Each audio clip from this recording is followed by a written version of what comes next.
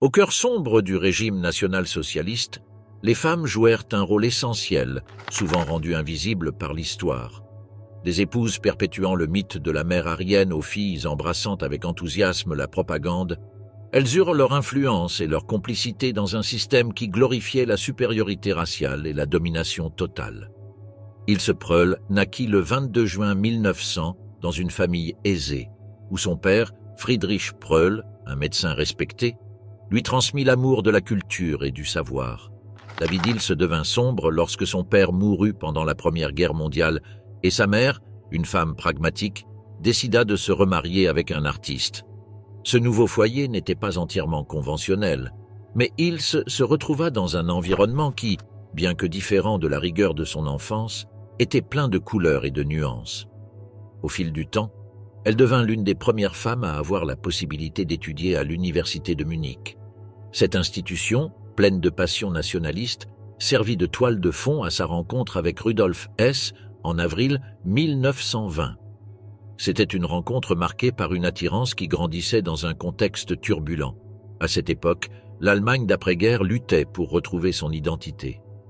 Hess, un homme aux convictions fermes et aux grandes ambitions, ne semblait pas être du genre à se laisser guider par une relation amoureuse, mais Ilse avait un pouvoir d'attraction qui le captiva. Son engagement dans le Parti national-socialiste des travailleurs allemands avait commencé quelques années auparavant, au début de la décennie, un pas qui, ironiquement, allait changer le cours de sa vie. L'influence d'Adolf Hitler dans sa vie devint inévitable. L'amitié entre Hess et le Führer se renforça, et la relation entre Ilse et Hess fut encouragée par Hitler, qui considérait souvent Ilse comme une figure importante dans l'entourage de Hess.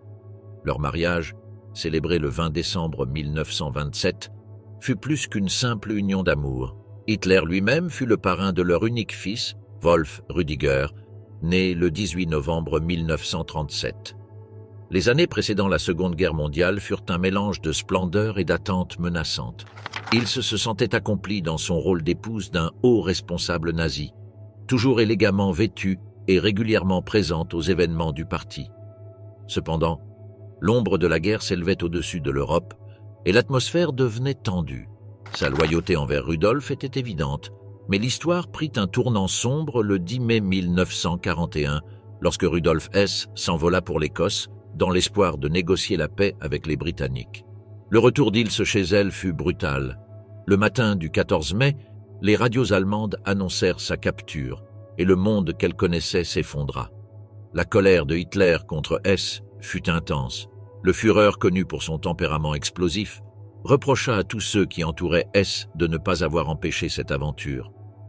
Pendant ce temps, Ilse fut submergé par un tourbillon d'émotions, confusion, trahison et un profond sentiment de perte. Les autorités nazies commencèrent à enquêter sur son entourage et sa vie privée fut soumise à un examen impitoyable. Les mois suivants furent un défi pour Ilse. Bien que sa maison fût fouillée et que ses biens fussent confisqués, elle conserva un mince espoir. Le gouvernement continuait à lui verser une allocation mensuelle, un fil de sécurité qui lui permit de survivre au milieu de la tempête. Cependant, sa loyauté envers le régime devint une sorte de parodie. Certains membres du parti se moquaient d'elle, faisant allusion à son mari en le qualifiant de fou. Lorsque la guerre prit fin en 1945, la vie d'Ilse devint un labyrinthe de déceptions et de souffrances. En juin 1947, elle fut arrêtée avec d'autres épouses de figures nazies éminentes et internée dans un camp à Göggingen. En mars de l'année suivante, elle fut libérée, mais le retour à la vie quotidienne en Allgäu ne signifiait pas la fin de ses tourments. Alors que le monde laissait derrière lui les cendres du national-socialisme, Ilse se tourna vers l'écriture. En 1952, elle publia son premier ouvrage, Angleterre, Nuremberg, Spandau, une destinée en lettres, une tentative de reconstruire sa vie à travers l'écriture. Ce livre, où sa voix résonnait avec les échos de l'idéologie qu'elle avait tant défendue, reflétait à la fois sa souffrance et sa loyauté inébranlable envers Rudolf, toujours emprisonné et purgant une peine à vie pour crime de guerre. En 1960, lorsqu'elle fut autorisée à rendre visite à Rudolf à Spandau, le temps sembla s'arrêter. Cette visite, pleine d'émotions, rappelait un amour qui avait survécu, même derrière les murs et les barreaux. Les années passèrent comme un fleuve, emportant avec lui les espoirs et les craintes d'Ils. En 1967, elle publia « Réponse de la cellule 7 », un témoignage qui renforçait sa fidélité envers le régime et son mari, une sorte de forteresse dans un monde qui semblait l'avoir oublié. D'autres livres suivirent, chacun offrant une fenêtre sur son âme, peuplée des fantômes du passé, mais aussi d'un avenir qui ne se réaliserait jamais. La mort de Rudolf en 1987 fut un coup dévastateur pour elle. Bien que la cause officielle fût le suicide, il se resta convaincu que son bien-aimé avait été assassiné. Cette conviction devint le moteur de son existence. Avec le temps qui passait de plus en plus vite, il se continua à mener une vie solitaire, entouré de ses écrits et des souvenirs d'un monde qui avait radicalement changé. Le 7 septembre 1995, Ilse S. quitta ce monde à l'âge de 95 ans. Sa vie, pleine d'ironie et de tragédie, devint une sombre fable de dévouement et de perte au milieu d'une folie collective. Entre silence et trahison, le destin caché de Margaret Himmler. Le 9 septembre 1893 naquit une figure qui, bien que restée dans l'ombre pendant l'ère du Troisième Reich, fut indissociablement liée à l'un des hommes les plus puissants de l'Allemagne nazie, Margaret Boden, et son mari Heinrich Himmler. À la fin des années 20, dans un contexte marqué par l'instabilité politique et sociale, Margaret rencontra Heinrich, un jeune homme qui commençait à gravir les échelons du Parti national-socialiste. Leur relation débuta en 1926 lorsqu'il lui envoyait des lettres pleines de littérature antisémite et d'un style romantique qui suscitèrent chez elle à la fois de l'admiration et une connexion intime. Pour elle, l'idéologie qu'il défendait reflétait ses propres convictions, avant même que le monde ne les voie mises en pratique. Ils se marièrent finalement le 3 juillet 1928 lors d'une cérémonie civile à Berlin-Schöneberg, suivie d'un mariage religieux à Zepernik, dans le Brandebourg. Aucun membre de la famille Himmler n'était présent, mais le père et le frère de Margaret furent les témoins de l'événement. À cette époque, Heinrich s'était déjà pleinement consacré à la politique, et ses ambitions l'éloignèrent de sa jeune épouse, laissant Margaret avec un sentiment de solitude qui l'accompagnerait toute sa vie. Pendant leur mariage, Margaret, infirmière de profession, dut sacrifier sa carrière en vendant sa part d'une clinique privée pour soutenir la famille, permettant ainsi à Heinrich de se concentrer sur son ascension politique. Margaret devint mère 2 fois. Leur fille Gudrun naquit en 1929 et ils adoptèrent plus tard un fils, Gerhard von Ahe, dont le père était un officier SS mort au combat. Avec le temps, l'absence d'Heinrich devint de plus en plus évidente.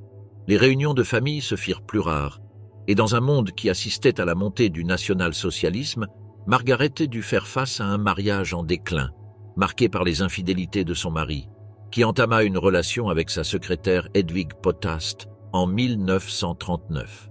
Bien que la douleur et la trahison aient pris racine dans son cœur, Margaret choisit de rester à ses côtés, fidèle malgré ses infidélités. Alors que la guerre éclatait et que l'idéologie nazie se consolidait, Margaret continua à mener la vie d'une épouse de haut fonctionnaire du régime. Elle était piégée dans un monde où sa loyauté envers son mari et envers la cause nationale-socialiste était la norme, et sa vie publique se limitait aux événements officiels où sa présence était plus décorative que significative.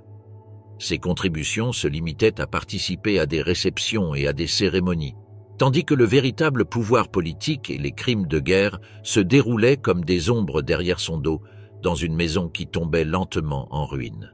Avec l'avancée des troupes alliées au cœur de l'Allemagne, l'année 1945 marqua un tournant. Au cours des premiers mois de cette année, Margaret et Gudrun quittèrent leur maison à Gmund, en Allemagne, pour se réfugier dans le Tyrol du Sud, en Italie. L'incertitude régnait, et les nouvelles de la capture de son mari, qui avait tenté de négocier avec les Britanniques, se répandirent comme une traînée de poudre. Le dernier contact avec Heinrich eut lieu en avril 1945, et Margaret, redoutant les conséquences des actions de son mari, partit en exil, qui s'avéra être un piège. Malgré leurs efforts pour se cacher, la trahison vint d'anciens alliés. Le 13 mai 1945, Margaret et Gudrun furent arrêtés après une dénonciation par des soldats SS. L'expérience fut dévastatrice. Les interrogatoires révélèrent une Margaret qui, au milieu de son monde en décomposition, continuait à entretenir une vision naïve et innocente de l'ampleur des crimes de guerre du régime nazi, dont son mari était une figure de proue. Après une série d'internements dans différents camps en Italie et en France, la situation devint critique pendant les procès de Nuremberg, lorsque Margaret fut détenue dans le camp d'internement de la Flak-Caserne à Ludwigsburg. Sa situation juridique était précaire, car bien qu'aucune accusation formelle n'ait été portée contre elle, l'ombre de son mari planait sur tout. Finalement, le manque de preuves conduisit à la libération de Margaret et Gudrun en novembre 1946. De retour à la vie civile, elles trouvèrent refuge à l'Institut Bethel de Bielefeld, un lieu qui offrait un soutien aux personnes handicapées et à celles ayant besoin d'aide. Dans cet environnement, Margaret tenta de reconstruire sa vie, une tâche monumentale compte tenu de son passé. En juin 1947, son histoire fut relatée dans un article du New York Tribune, où sa nouvelle vie fut décrite comme celle d'une « dame aimable », ce qui provoqua rejet et controverse dans la société allemande. Avec le temps, Margaret fut classée par la commission de dénazification comme une simple spectatrice passive qui, bien que complice indirecte, tenta de se distancier du stigmate de la culpabilité. Au fil des ans, sa fille Gudrun s'installa à Munich, tandis que Margaret rejoignit sa sœur Lydia à Epen, en Allemagne. Le 25 août 1966, Margaret Himmler mourut à Munich à l'âge de 73 ans. La dame dorée du Troisième Reich, Emmy Göring, luxe et décadence. Emmy Johanna Henny-Sonnemann est née le 24 mars 1893 à Hambourg, en Allemagne. Elle passa son enfance dans une famille aisée, ce qui lui permit d'accéder à l'éducation et à une vie culturelle qui influencerait plus tard sa carrière d'actrice. Dès son plus jeune âge, elle montra un penchant pour l'art et le théâtre et fit ses débuts au célèbre Théâtre national de Weimar, où elle interpréta des personnages qui captivèrent le public. En 1916, à l'âge de 23 ans, elle épousa l'acteur Karl Köstlin, mais ce mariage se termina en 1926 par un divorce, en raison de différences de personnalité et d'objectifs professionnels irréconciliables. À partir de ce moment-là, sa vie prit une tournure inattendue. Au début des années 30, alors que les tensions politiques augmentaient en Allemagne, Emmy rencontra Hermann Göring, un homme qui, malgré sa jeunesse, se distinguait déjà dans le Parti national-socialiste. Leur relation commença dans un cercle d'amis et de connaissances mutuelles et s'intensifia rapidement. Dans un cadre pompeux, Emmy épousa Göring le 10 avril 1935, peu après la mort de sa première femme, Karin. Ce mariage la propulsa sur la scène publique et elle devint la première dame du Troisième Reich, avec Adolf Hitler comme témoin de mariage. La vie d'Emmy changea radicalement. Il ne s'agissait plus seulement de participer à des galas et de jouer la comédie.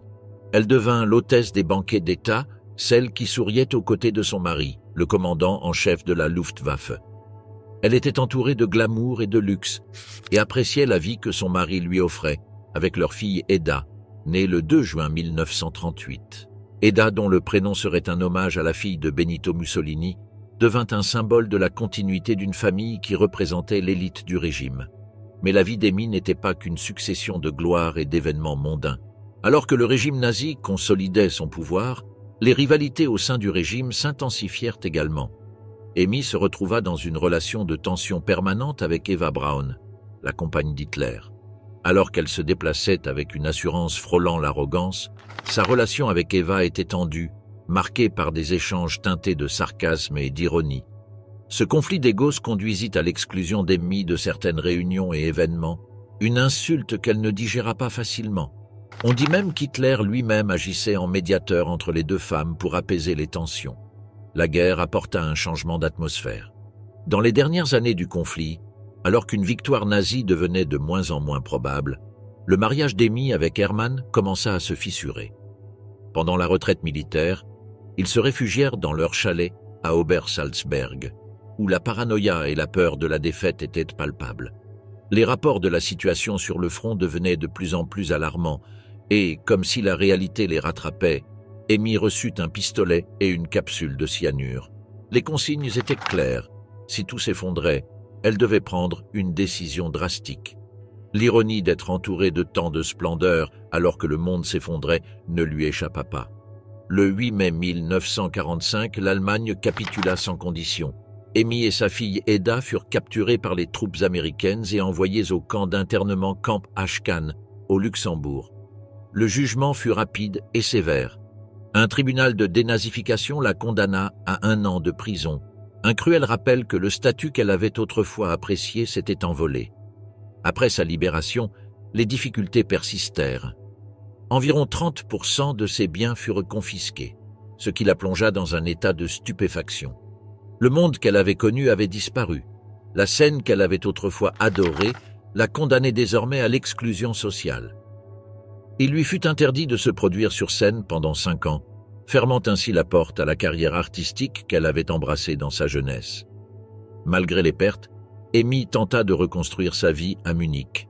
Elle s'adapta à une existence plus modeste, loin du luxe et du faste, et affronta la réalité d'un monde en pleine mutation. En 1951, elle trouva un petit appartement et commença à redéfinir son identité. Avec le temps, Amy trouva un réconfort dans l'écriture.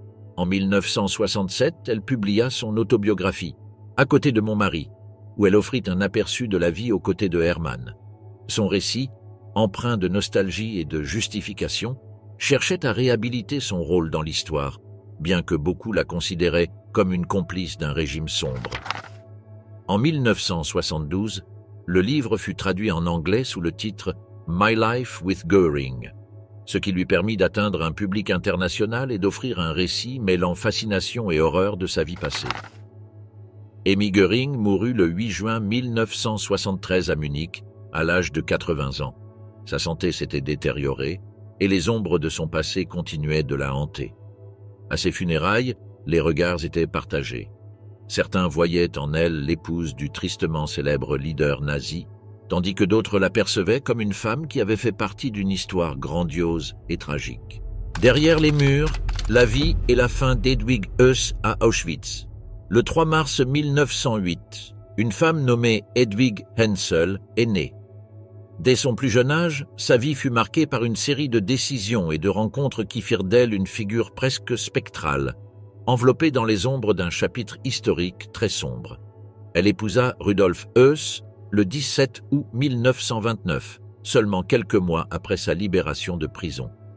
Höss avait été emprisonné pour sa participation à un assassinat politique, ce qui ne semblait pas trop inquiéter Hedwig. Elle semblait plus préoccupée par la stabilité familiale que par les implications des actes violents qui entouraient son mari. Leur vie conjugale commença dans une ferme en Poméranie, un endroit qui leur offrait l'isolement et la tranquillité qu'ils semblaient rechercher tous les deux. Mais cette idylle rurale ne devait pas durer. Bientôt, ils seraient entraînés par les vents de la politique et de la guerre vers un lieu rempli d'ombre et presque dépourvu de lumière. Ils eurent 5 enfants, Klaus, Hans-Jürgen, Heidetraut, Inge Brigitte et Annegret. Leur maison résonnait de rires d'enfants, mais ces mêmes rires se mêlaient aux cris de souffrance provenant d'Auschwitz, le camp de concentration que Rudolf dirigeait d'une main de fer. Hedwig et ses enfants vivaient dans une villa près du camp, un endroit qu'elle décrivait paradoxalement comme un paradis. Des fenêtres de sa villa, on apercevait à peine les cheminées des crématoires. Un mur de béton, construit de manière stratégique, bloquait toute vue désagréable. C'était une sorte de mur protecteur, non seulement pour ses enfants, mais aussi pour elle-même, cherchant à séparer complètement sa vie familiale des atrocités qui se déroulaient de l'autre côté du mur. Tandis que Rudolf Höss coordonnait la machine génocidaire, Hedwig organisait des dîners et recevait chez elle des hauts fonctionnaires nazis comme Hans Frank et Adolf Eichmann. Le contraste était frappant. Alors que les prisonniers mouraient en masse dans le camp, Hedwig servait du café sur la terrasse de sa villa, entourée de ses enfants qui jouaient insouciants. Au fil des ans, la question de savoir combien Hedwig connaissait réellement des horreurs d'Auschwitz a souvent été débattue. Certains affirment que son ignorance était volontaire, un acte délibéré d'aveuglement pour protéger sa fragile bulle de normalité. D'autres pensent qu'il était impossible de ne pas percevoir ce qui se passait, mais qu'Hedwig choisit de détourner le regard pour préserver ses enfants et son propre confort. Après tout, il menait une vie privilégiée, dans la bulle du nazisme, loin des souffrances qui écrasèrent l'Europe. À mesure que la guerre avançait et que l'effondrement du régime nazi devenait inévitable, la vie d'Edwig et de sa famille changea radicalement. Rudolf, de plus en plus acculé par la défaite, s'enfuit de son poste à Auschwitz et se cacha sous une fausse identité. Pendant ce temps, Hedwig fut arrêtée en mars 1946 lors d'une opération des services secrets britanniques. Elle travaillait dans une sucrerie à Sankt Michaelisdonn et tentait de cacher sa relation avec le désormais tristement célèbre commandant d'Auschwitz. Lors des interrogatoires, Hedwig tenta d'abord de tromper ses interrogateurs en affirmant que son mari était mort. Mais après plusieurs jours de pression, elle finit par révéler l'emplacement de Rudolf, ce qui conduisit à son arrestation. La fin de Rudolf fut rapide et brutale. Il fut pendu en avril 1947 à Auschwitz, le camp qu'il avait dirigé et où certaines des pires atrocités de l'Holocauste avaient été perpétrées. L'exécution de son mari laissa Hedwig veuve, marquée pour le reste de sa vie par l'héritage des crimes commis par lui. Bien qu'elle n'ait jamais été condamnée pour crimes de guerre, l'ombre d'Auschwitz la poursuivit sans relâche. Après l'exécution de Rudolf, Hedwig tenta de reconstruire sa vie loin de l'Allemagne, où son nom de famille était devenu un fardeau insupportable. Elle finit par traverser l'océan et arriva aux États-Unis, où elle chercha à mener une vie plus calme et anonyme, accompagnée de certains de ses enfants, qui avaient également réussi à échapper aux stigmates. En septembre 1988, Hedwig mourut à l'âge de 80 ans, alors qu'elle rendait visite à l'une de ses filles, à Arlington. Sa mort passa presque inaperçue, une ombre qui se dissipa au loin, bien loin des atrocités qui avaient marqué une grande partie de sa vie d'adulte. Sous le signe de la trahison, l'histoire de Gerda Bormann. Gerda Buck est née le 23 octobre 1909, fille de Walter Buck, un haut fonctionnaire militaire qui avait servi pendant la Première Guerre mondiale. Dès son plus jeune âge, elle grandit sous l'influence du national-socialisme. Chez elle, l'idéologie nazie était omniprésente, ce qui l'a profondément marquée. Elle n'était encore qu'une adolescente lorsqu'elle rencontra Adolf Hitler, qui devint rapidement une figure omniprésente dans sa vie. Pour Gerda, il n'était pas seulement le Führer du mouvement qui allait transformer l'Europe, mais elle l'appelait affectueusement « Oncle Adolphe ». Cette proximité marqua le début d'une vie passée au sein de l'élite du pouvoir nazi, où les destins personnels et politiques se mêlèrent aux horreurs de l'histoire. C'est dans cet environnement qu'elle rencontra Martin Bormann, l'homme qui allait devenir son mari. Walter Buck encouragea cette relation en présentant sa fille à Bormann, alors jeune homme ambitieux, qui allait rapidement devenir le secrétaire particulier d'Hitler. Gerda et Martin se marièrent le 2 septembre 1929 lors d'une cérémonie à laquelle assistèrent en invités d'honneur Adolf Hitler et Rudolf Hess. Cette union scellait l'alliance entre deux familles profondément engagées dans la cause nationale socialiste. Le mariage de Gerda et Martin fut témoin de la montée fulgurante de Bormann dans la hiérarchie du parti. Alors qu'il se plongeait dans les intrigues du pouvoir, Gerda resta en retrait, jouant le rôle de l'épouse parfaite selon les idéaux nazis. Le régime glorifiait la femme dévouée à son foyer et à son mari, et Gerda fut l'une de celles qui incarnaient cet idéal. Ils eurent 10 enfants, un signe de leur engagement envers la politique raciale du régime, qui encourageait la reproduction des Aryens purs. Bien que leur vie puisse sembler parfaite de l'extérieur, la dynamique au sein du foyer des Bormann était complexe. Pendant leur mariage, Gerda supporta les infidélités de Martin avec une froideur que seules les épouses des hauts dirigeants nazis semblaient comprendre. Ce n'était pas seulement Martin qui entretenait des relations extra-conjugales. Cette pratique était courante parmi les hommes de son entourage. Pour Gerda, c'était un petit prix à payer en comparaison des ambitions de son mari. Elle resta silencieuse et continua, convaincue que son devoir en tant qu'épouse était de soutenir Martin et d'assurer le bien-être de leurs enfants. Lorsque le régime nazi commença à s'effondrer, la vie de Gerda, jusque-là relativement calme par rapport à celle de son mari, fut plongée dans l'incertitude. À Berchtesgaden, alors que les Alliés approchaient, Gerda reçut un pistolet et une capsule de cyanure avec des instructions précises. Elle devait tuer autant de Russes que possible, et si la situation devenait désespérée, se suicider. C'était le signe de la désespoir total des derniers jours du régime, alors que la réalité de la défaite était inévitable, mais que les idéaux fanatiques poussaient encore les gens à prendre des mesures extrêmes. Peu de temps après, Gerda fut placée en résidence surveillée par la Gestapo dans une tentative confuse de capturer Hermann Göring. Mais Gerda ne put échapper aux Alliés. Elle fut arrêtée par les troupes américaines après la chute de Berlin. Tout ce qui avait autrefois symbolisé son statut et son pouvoir fut détruit. Ses biens furent confisqués et brûlés, un symbole tangible de l'effondrement de sa vie passée. Après son arrestation, elle fut envoyée dans un camp de prisonniers de guerre, où elle passa 10 jours avant de s'évader avec l'aide d'un gardien. Sa fuite ne fut pas simple. Elle parcourut environ 1000 kilomètres pour rejoindre son domicile sur la mer Baltique, un voyage qui dura 7 semaines au milieu du chaos d'un pays dévasté. Malgré sa fuite, les jours de Gerda étaient comptés. La guerre l'avait détruite, non seulement moralement, mais aussi physiquement.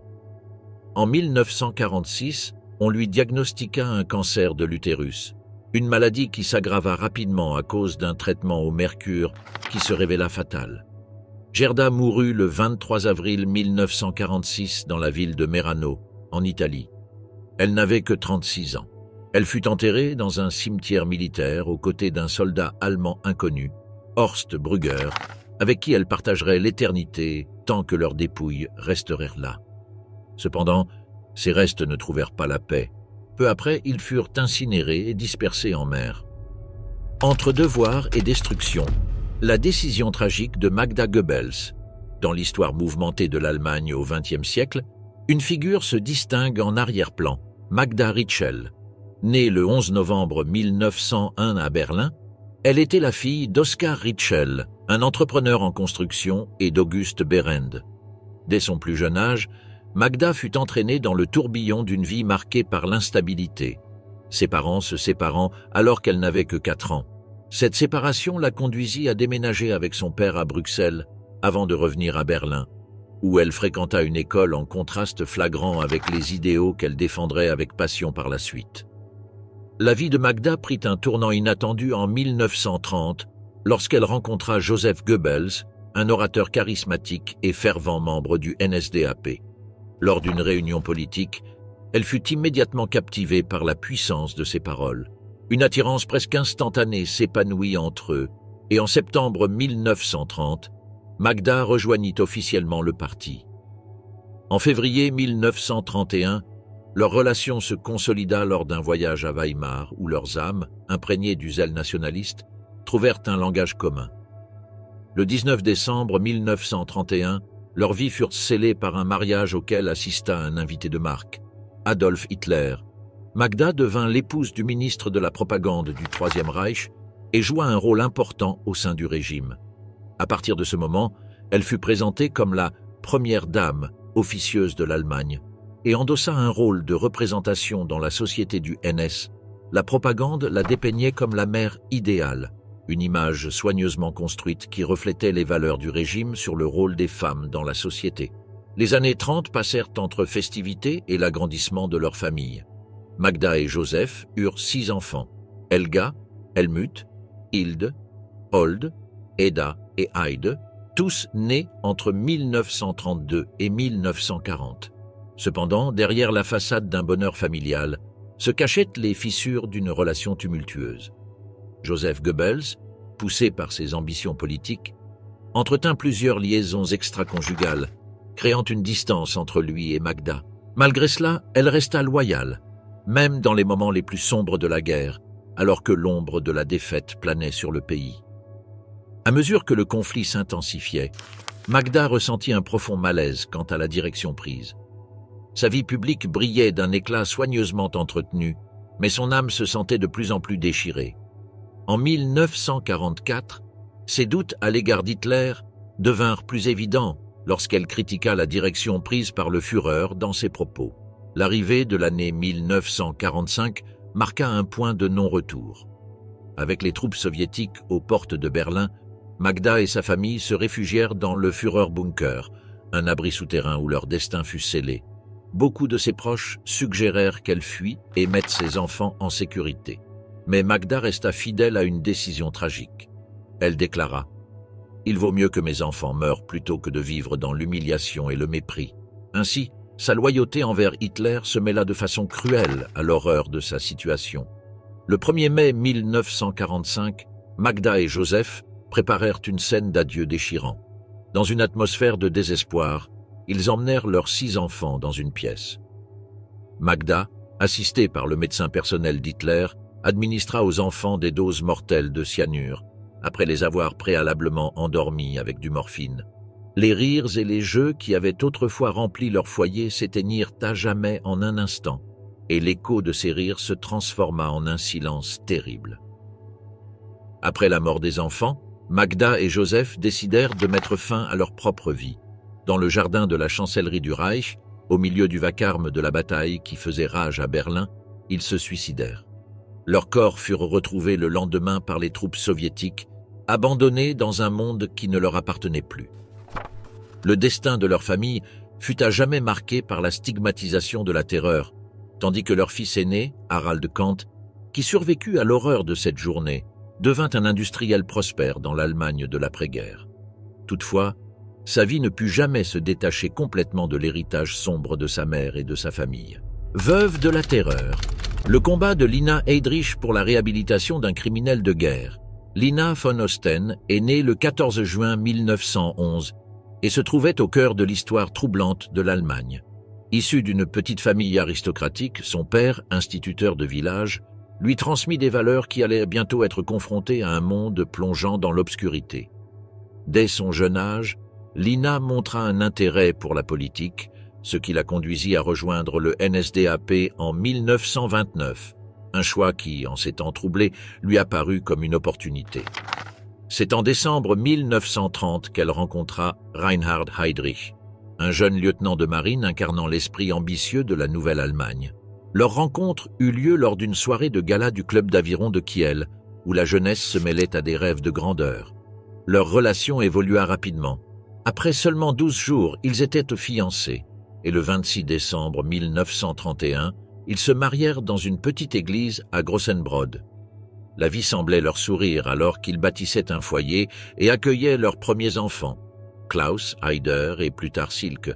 Cependant, leur mariage n'était pas aussi idyllique qu'il y paraissait. Reinhard, dont la carrière au sein de la NSDAP progressait rapidement, était souvent absent.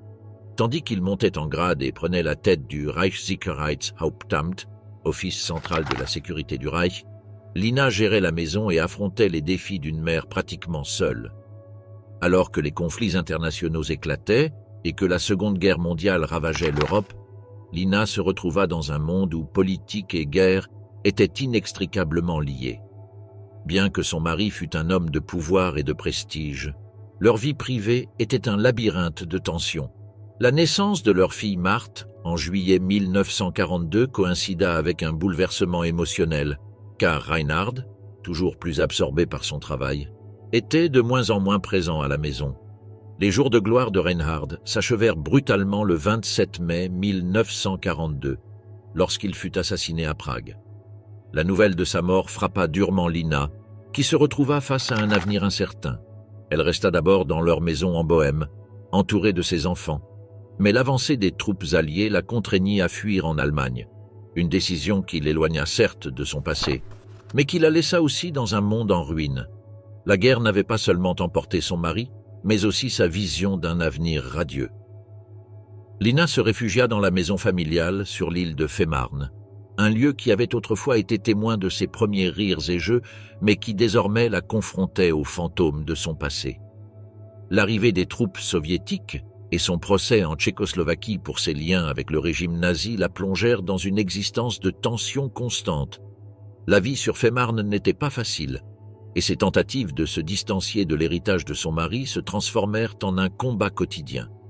Elle s'efforçait de reconstruire sa vie et celle de ses enfants dans une atmosphère empoisonnée par la culpabilité et la responsabilité.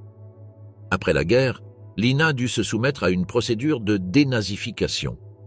Dans un retournement de situation, elle fut acquittée des accusations portées contre elle, ce qui lui permit de recommencer sa vie. Pourtant, l'écho de son passé ne disparut jamais complètement. La lutte pour obtenir une pension du gouvernement allemand devint une véritable bataille. Le refus initial de reconnaître son statut de veuve d'un soldat tombé au combat fut marqué par des scandales et un mépris en raison de son lien avec Reinhard. Finalement, en 1959, elle parvint à obtenir l'impossible. Une pension, bien loin du faste de sa vie passée, mais qui lui offrit un répit économique dans ses vieux jours assombris. La vie de Lina prit un tournant inattendu lorsqu'elle rencontra Mauno Manninen, un peintre et metteur en scène finlandais, pendant des vacances chez elle. Bien que leur mariage pût être perçu comme une tentative d'échapper à son passé, cette union apporta un mélange d'espoir et de déception. Ensemble, ils ouvrirent une pension nommée Imbria Parva, où Lina recevait d'anciens camarades de son défunt mari, comme si elle tentait de ressusciter un passé qui ne reviendrait jamais. L'incendie qui détruisit la pension en février 1966 marqua un tournant dans la vie de Lina.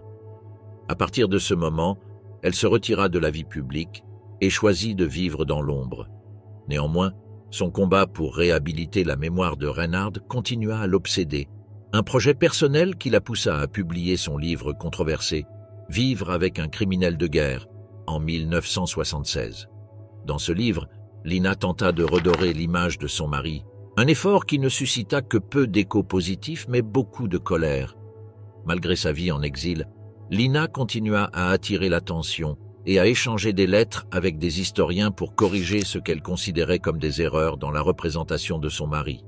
L'ironie de ses actions ne passa pas inaperçue pour ceux qui l'entouraient, mais pour elle, il s'agissait d'un combat pour la vérité. La vie poursuivit son cours, tandis que ses enfants tentaient de faire face à l'héritage d'un père qui avait été à la fois bourreau et leader. Lina Heydrich mourut le 14 août 1985 sur cette même île, qui avait autrefois été à la fois son refuge et sa prison. Entre pouvoir et culpabilité, la vie sombre de la reine de Pologne. Le 29 décembre 1895, une femme du nom de Maria Brigitte Herbst est née à Eitorf, en Allemagne. Elle grandit dans une famille modeste où les difficultés financières faisaient partie du quotidien. Elle quitta rapidement l'école pour travailler comme sténographe et secrétaire dans diverses institutions, dont l'université de Munich. C'était une jeune femme sans grandes ambitions, qui appréciait les petits plaisirs de la vie tout en naviguant dans un monde de plus en plus complexe. En mai 1924, lors de son travail au Parlement bavarois, elle rencontra un jeune homme nommé Hans Frank, un étudiant en droit qui commençait à s'implanter dans le NSDAP. Il se présenta à elle avec une ambition et une confiance en lui qui fascinèrent Brigitte. Le mariage suivit rapidement, le 2 avril 1925. Leur union était un jeu des contraires à bien des égards. Brigitte, souvent décrite comme une Prussienne froide, avait un tempérament pratique et concentré, tandis que Hans était plus émotif et sujet à des sautes d'humeur. Leurs différences devinrent bientôt évidentes. Bien qu'elle ne rejoignît jamais le NSDAP et ne montrât aucun intérêt pour l'idéologie, Brigitte savait naviguer dans les cercles de pouvoir que son mari commençait à intégrer. En privé, elle se permettait même une certaine ironie, se moquant d'Hitler et des excès du régime. Mais sa capacité à rire du chaos qui l'entourait n'était qu'un masque dissimulant le tumulte intérieur auquel son mariage faisait face. Alors que Hans Frank gravissait les échelons du régime nazi, Brigitte se retrouva dans une position privilégiée, connue dans certains cercles sous le nom de « Reine de Pologne », après que son mari fut nommé gouverneur général de Pologne en octobre 1939. Ils s'installèrent dans l'imposant château du Wawel à Cracovie, où ils menèrent un style de vie opulent. Dans cet environnement, Brigitte montra une indifférence remarquable au sort des populations qui l'entouraient. Les biens de luxe qu'elle achetait provenaient souvent des ghettos juifs, un témoignage effrayant de son détachement de la réalité. Le mariage des Frank connut des hauts et des bas. L'arrivée de leurs 5 enfants, Sigrid, née en 1927, Normand, 1 an plus tard, Brigitte, en 1935, Michael 2 ans plus tard, et Niklas, en 1939, compliqua encore la dynamique familiale. Bien que leur maison eût dû être un refuge, elle devint un champ de bataille émotionnel. La personnalité dominante de Brigitte et l'incapacité de Hans à s'affirmer provoquèrent des tensions constantes. Au fil du temps et avec l'avancée de la guerre, ces tensions s'exacerbèrent. En 1942, lorsque Hans suggéra qu'il souhaitait la quitter pour retrouver son ancienne maîtresse, Lily Groh, Brigitte lutta de toutes ses forces pour préserver son statut. Le titre de « Première dame » du gouvernement général était trop précieux pour qu'elle permette à son mari de le lui enlever. À la fin de 1944, Elle et ses enfants durent quitter Cracovie et échanger le luxe du château contre l'incertitude et le désespoir. Hans quitta Cracovie le 17 janvier 1945 alors que les troupes soviétiques approchaient. Sa capture par les troupes américaines en mai 1945 marqua un tournant décisif. Lors du procès de Nuremberg, il fut condamné pour crime de guerre et exécuté en 1946. Pour Brigitte, cela signifiait non seulement la perte de son mari, mais aussi un stigmate social qui la poursuivrait. Dans un monde qui la regardait avec mépris, Brigitte dut rapidement s'adapter à une nouvelle réalité. Le luxe était révolu, la pauvreté frappa durement la famille et l'aide du cardinal Michael von Faulhaber devint leur salut temporaire. Malgré son passé, sa situation économique devint critique, la contraignant à dépendre de la charité. La vie devint encore plus sombre lorsqu'en mai 1945, un groupe de travailleurs forcés polonais attaqua sa maison. Mais le destin, dans une tournure ironique, la sauva lorsque les assaillants découvrirent qu'il y avait du vin dans la maison. Ces situations absurdes devinrent le quotidien d'une femme qui avait autrefois connu le pouvoir et la gloire. Durant son séjour au camp d'internement d'Augsbourg-Göggingen avec d'autres épouses de hauts dirigeants nazis, Brigitte noua des amitiés avec des femmes ayant vécu des réalités similaires comme Ilse Hess et Emmy Göring. Dans ces conversations, le remords ne trouva jamais sa place, malgré les crimes innombrables commis par leur mari. Dans les années 50, Brigitte continua à lutter pour survivre. Elle dut finalement emprunter une nouvelle voie et tenir une modeste pension où la pénurie devint son lot quotidien. Sa vie s'effaça dans l'ombre de l'insignifiance, tandis que le monde continuait de tourner sans se retourner. Brigitte Herbst Frank mourut le 9 mars 1959 à Munich, à l'âge de 64 ans. Conviction implacable. La fin de la femme qui a défini la féminité nazie. Gertrude Scholz-Klink est née par une froide journée de février en 1902, dans une Allemagne encore marquée par les ombres de la défaite de la Première Guerre mondiale. Sa famille, bien que non aristocratique, lui inculqua dès son plus jeune âge des valeurs de devoir et de discipline. En 1929, alors que des idées extrémistes fleurissaient dans le jardin fané de la politique allemande, Gertrude rejoignit le NSDAP. À une époque où les femmes étaient perçues comme des gardiennes du foyer, Gertrude nourrissait des ambitions qui allaient au-delà des limites de la vie domestique. En 1933, son ascension fut fulgurante.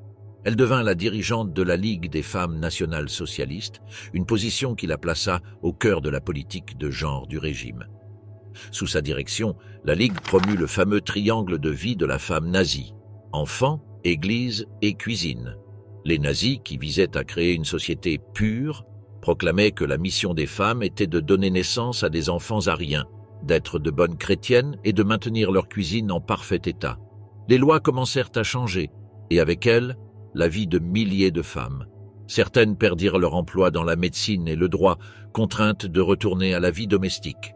Ce fut un coup porté à la modernité et à l'indépendance, mais Gertrude souriait dans son rôle d'exécutrice de ce retour à la nature. En 1939, alors que la guerre se profilait à l'horizon, les contradictions de sa politique devinrent évidentes. Avec l'augmentation des pertes humaines, le besoin de main-d'œuvre grandit, et malgré les efforts de Gertrude pour les maintenir à la maison, les femmes furent rappelées au travail. L'histoire est étrange, pensait-elle, un tiraillement entre le devoir patriotique et la nécessité pratique. Néanmoins, elle resta inébranlable dans ses convictions. En décembre 1940, Gertrude épousa August Heissmeyer, un officier SS, un mariage qui symbolisait la parfaite fusion des idéologies. Elle apporta 4 enfants de ses précédents mariages, tandis qu'Auguste en avait 6. Dans la rhétorique du régime, leur foyer devint un modèle de fécondité aryenne, un exemple en des temps où la reproduction était devenue une affaire d'État.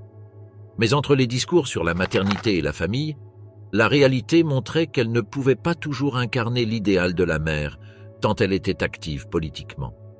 Les dernières phases de la Seconde Guerre mondiale furent un tourbillon. En mai 1945, alors que les troupes alliées avançaient sans relâche, Gertrude et Auguste se retrouvèrent plongés dans le chaos de Berlin. La vie de glamour et de supériorité disparut rapidement. Entouré par les soviétiques, le couple fut détenu dans un camp de prisonniers de guerre. Mais ils parvinrent bientôt à s'échapper et cherchèrent refuge au château de Bebenhausen, où l'ancienne aristocratie leur offrit un soupçon de protection. Là, sous les faux noms de Heinrich et Maria Stuckebrock, ils tentèrent de recommencer leur vie. Pendant 3 ans, ils vécurent cachés, essayant d'oublier le tumulte de la guerre, bien que l'écho de leurs convictions n'ait jamais disparu. En février 1948, le destin les rattrapa et ils furent arrêtés par les autorités. Gertrude dut faire face aux conséquences de ses actes, comme si le destin s'était décidé à lui montrer que tout ne pouvait pas être ignoré ou rejeté. Elle fut condamnée à 18 mois de prison pour falsification de documents. Toutefois, son séjour en prison ne sembla pas ébranler son esprit. Elle resta fidèle à son idéologie, même dans l'adversité. Un tribunal allemand de dénazification imposa des peines supplémentaires, totalisant 30 mois de prison et une série de restrictions qui l'exclurent de la sphère politique. Après sa libération en 1953, sa vie devint l'ombre de ce qu'elle avait été. Elle se retira à Bebenhausen pour mener une existence discrète. Cependant, la flamme de son idéologie ne s'éteignit pas. En 1978, elle publia « La femme dans le Troisième Reich », un livre dans lequel elle justifiait son point de vue sur le rôle des femmes sous le régime nazi, comme si les années n'avaient pas ébranlé sa vision du monde. Dans les années 80, Gertrude n'hésitait pas à défendre ses convictions, participant à des interviews où l'histoire semblait se brouiller dans une tentative de justification. Son image était devenue un symbole de ténacité. Même face à un monde qui avait appris à rejeter ses principes, elle s'accrochait à ce qu'elle avait défendu toute sa vie. Finalement, le 24 mars 1999, Gertrude Scholz-Klink quitta ce monde. Sa mort marqua la fin d'une vie oscillant entre conviction et controverse, entre idéal et réalité. La femme derrière le dictateur, le mystère et la loyauté d'Eva Braun. Eva Braun est née le 6 février 1912 à Munich, en Allemagne, dans une famille modeste sans particularité notable. Enfant du milieu, elle grandit dans un environnement simple qui, bien que modeste, lui offrit une éducation rigide qui façonna son caractère et ses ambitions. Son enfance se passa entre jeux et études, mais à l'âge de 17 ans, sa vie prit un tournant lorsqu'elle devint assistante et modèle pour Heinrich Hoffmann, le photographe personnel d'Adolf Hitler. C'est là, en 1929, qu'elle rencontra Hitler, alors âgé de 40 ans et déjà une figure politique de premier plan en Allemagne. La relation entre Eva et Adolf se développa progressivement, entre séances photos et rencontres fortuites. Malgré la différence d'âge et les circonstances, Eva se retrouva bientôt plongée dans le monde de l'homme qui allait changer le destin de l'Allemagne et de l'Europe dans un avenir proche. Dès 1932, leur relation devint plus sérieuse.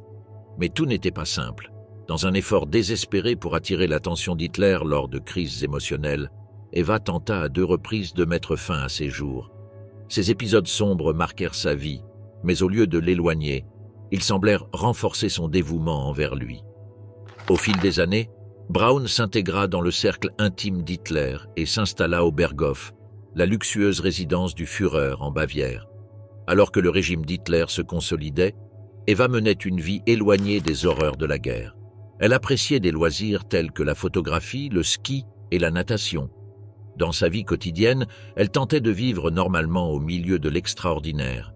Le bunker, son refuge, était aussi sa prison. Bien qu'elle soit souvent perçue comme une figure triviale, des recherches récentes montrent qu'Eva possédait un sens politique plus affiné qu'on ne lui accordait. Elle comprenait les dynamiques de pouvoir du régime nazi et savait exercer son influence dans la sphère domestique, bien qu'elle fût rarement vue aux côtés d'Hitler en public. D'un côté, elle est décrite comme une femme influente dans son entourage immédiat, mais incapable de changer le destin qui lui était réservé. D'un autre côté, son dévouement à Hitler et au national-socialisme fait d'elle un symbole de la complexité des relations humaines en temps de conflit. Pendant la Seconde Guerre mondiale, alors que la situation de l'Allemagne devenait de plus en plus critique, Eva décida de suivre Hitler à Berlin. Sa vie ne fut ni marquée par la maternité, ni par un rôle actif en politique. Il n'y eut pas d'enfant, un vide dans l'histoire d'une femme entièrement dévouée à un homme qui, à son tour, domina un temps presque tout un continent. En avril 1945, alors que les forces soviétiques encerclèrent la ville, elle n'hésita pas à rester à ses côtés dans le bunker de la chancellerie du Reich. Durant ces jours sombres, Alors que la défaite devenait inévitable, sa loyauté fut mise à l'épreuve, mais Eva resta fidèle à son engagement envers le Führer. Même en plein chaos, le 29 avril, Eva et Adolphe se marièrent lors d'une cérémonie civile presque improvisée, un acte qui, dans son esprit, scella leur union dans les moments les plus sombres de l'histoire. Le jour suivant marqua la fin de leur histoire. Le 30 avril 1945, dans le désespoir d'une situation sans issue, ils décidèrent tous deux de mettre fin à leur jour. Eva choisit le cyanure, tandis qu'Hitler opta pour une balle. Leurs corps furent transportés dans le jardin de la chancellerie du Reich et, au milieu des décombres de leur empire, furent consumés par les flammes, un dernier acte de leur union, désormais réduite en cendres. Les jours qui suivirent leur mort furent témoins de l'effondrement d'un régime et de la chute d'une idéologie qui avait promis la grandeur. Dans la mémoire collective, Eva Braun est devenue une figure presque fantomatique. Sa vie est souvent perçue à travers le prisme de la tragédie et du dévouement, un écho des choix faits par ceux qui habitaient les recoins sombres de l'histoire. Dans l'ombre de papa, l'histoire de Gudrun Himmler. Gudrun Margarete Elfriede Emma Anna Himmler, simplement connue sous le nom de Gudrun Himmler, est née le 8 août 1929 à Munich. Elle était l'unique enfant de Heinrich Himmler et de sa femme Margarete Himmler. Dès son plus jeune âge, sa vie fut marquée par les privilèges découlant de la position de son père, Reichsführer SS, et ministre de l'Intérieur de l'Allemagne nazie. L'enfance de Gudrun se déroula dans un environnement luxueux, entouré des avantages que sa famille recevait grâce à la position privilégiée de son père au sein du régime nazi. Elle était une enfant joyeuse, affectueusement surnommée « Puppi » par sa famille. Sa relation avec Heinrich Himmler était très étroite et elle le vénérait sans réserve. Elle l'accompagnait souvent lors de visites officielles, dont certaines incluaient des visites dans des camps de concentration, des lieux où la souffrance humaine était omniprésente. Cependant, Gudrun, dans son innocence enfantine, ne se souvenait que des fleurs, des jardins et de la beauté des endroits qu'elle visitait avec son père. Dans son journal, elle écrivait combien elle appréciait les œuvres d'art des prisonniers, sans comprendre véritablement le contexte tragique de ce qu'on lui montrait. En mai 1945, alors que la guerre touchait à sa fin, Gudrun et sa mère Margarete fuirent vers le nord de l'Italie pour échapper au chaos qui frappait l'Allemagne. Mais elles furent rapidement capturées par les troupes américaines et placées en détention. Pendant des années, Gudrun dut endurer l'emprisonnement et les interrogatoires, notamment lors des procès de Nuremberg, où la machinerie de l'Holocauste fut révélée au monde entier. Bien que son père se soit suicidé avant d'être capturé, les questions sur ses actions et sa responsabilité la poursuivirent. Gudrun ne prit jamais ses distances par rapport à son père, ni même par rapport à l'idéologie qu'il représentait. Jusqu'à la fin de sa vie, elle resta fidèle à la mémoire de Heinrich Himmler, convaincue qu'il était un homme de principe. Ceux qui cherchaient à réhabiliter son nom trouvaient en elle une conviction inébranlable, incapable de voir au-delà de l'homme qu'elle considérait comme un héros. Après sa libération en 1946, Gudrun se consacra à la reconstruction de sa vie. Elle épousa Wolf-Dieter Burwitz, un fonctionnaire du Parti national-démocrate d'Allemagne, un parti d'extrême droite. Ensemble, ils eurent 2 enfants, mais la vie familiale n'était pas sa seule préoccupation. Gudrun s'engagea activement à soutenir d'anciens membres de la SS poursuivis pour crimes de guerre. Elle devint membre de l'organisation Stillhilfe, aide silencieuse, dont l'objectif était de fournir un soutien juridique et financier à ceux qui étaient condamnés ou poursuivis pour leur participation aux atrocités du Troisième Reich. À travers ce groupe, Gudrun apporta son aide à des personnes comme Klaus Barbie, surnommé le boucher de Lyon, un officier SS responsable de la torture et de la mort de dizaines de personnes pendant l'occupation allemande en France. Elle soutint également Anton Malotte, un criminel de guerre condamné pour sa brutalité dans le camp de concentration de Theresienstadt. L'ironie n'échappait pas à ceux qui observaient la réapparition de figures comme Burwitz dans le paysage politique allemand, et certains commencèrent à la surnommer la princesse nazie, un sobriquet qu'elle détestait, mais qui reflétait son rôle central dans les réseaux néo-nazis de l'après-guerre. Dans les années 60, Gudrun travailla comme secrétaire pour le Service fédéral de renseignement, BND. Bien qu'elle utilisât un faux nom, Sa présence dans cette institution mit en lumière la question de l'infiltration d'anciens nazis dans les nouvelles structures étatiques. Elle n'était pas la seule. Le BND employait de nombreux anciens membres du NSDAP, car leur expérience dans le renseignement était jugée indispensable dans la lutte contre le communisme. Cette période de sa vie fut particulièrement controversée, puisqu'elle travaillait pour une institution qui, officiellement, se distançait de l'héritage nazi, tout en restant fidèle à la mémoire de son père et à la cause qu'il avait défendue. Dans les années 70 et 80, Gudrun poursuivit son engagement dans les cercles d'extrême droite. Elle participa à des événements néo-nazis et joua un rôle clé dans la collecte de fonds pour les anciens officiers nazis qui continuaient à faire face à des difficultés judiciaires.